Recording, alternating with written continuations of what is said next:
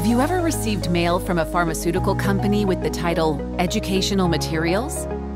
Or have you received them directly from a company representative? Or have you noticed educational materials on your local health authority webpage? Questions run through your head. What is this? What does anyone want from me? And then you don't give it another thought. I really don't have time for that. I'm not going to deal with that. And you solve it like this. It can be different. Educational materials are not promotional leaflets. Issuing them is important for the safe use of selected medicines and can help you and your patients to better manage the risks associated with treatment. Educational materials are proposed by the marketing authorization holder. The European Medicines Agency and local health authority approve them and decide whether the materials will be required or not. The educational materials are part of the registration documentation and their distribution is strictly defined. They describe important information for healthcare professionals and patients with the main goal to minimize risks associated with the exposure to a medicine and ensure positive benefit-risk balance. The type of material, its content, and the scope of the information provided depend on these objectives. Let's take a look at this in a hands-on demo. For example, you may meet a patient who has a patient card among his documents. In it, you will learn what treatment he uses and what needs to be taken into account in treatment or diagnostic procedures. These are described in more detail in the summary of product characteristics or, where appropriate, in other educational material, such as the Healthcare Professional Guide. For example, it may be the choice of a specific examination method if the drug affects commonly used laboratory tests. Don't worry, not all medicines have educational materials. These are required only in case of important identified risks associated with medicinal products.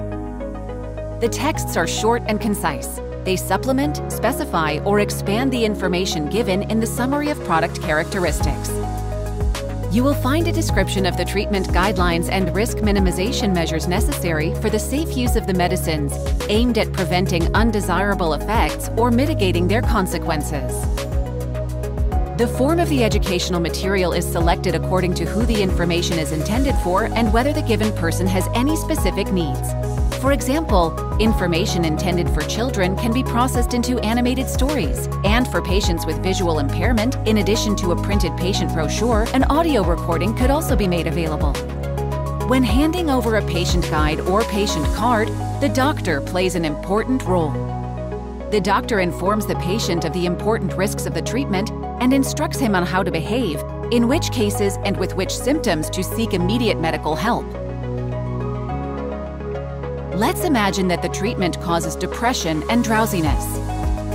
Then the educational material warns against driving or operating machinery. If any serious or unexpected adverse events occur, this information must be reported. Healthcare professionals can report a suspected adverse effect via the website of the local health authority or report directly to any employee of the drug marketing authorization holder. Why do all this? Good question, and we have the answer. For example, in the previous story, the scene could turn out like this if the patient was not well informed. Data from clinical practice is very important for safe and effective treatment. The better quality safety reports available to the drug marketing authorization holder, the better treatment recommendations can be made.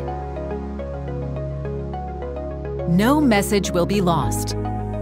All of them are continuously evaluated, and if a new risk of treatment or a recommendation to reduce the risk is confirmed, this new information can be found in the summary of product characteristics data, patient information leaflet, or educational materials can be created or updated. Doctors, patients, pharmacists, healthcare professionals, the marketing authorization holder, and health authorities can all contribute to safe and effective medicines.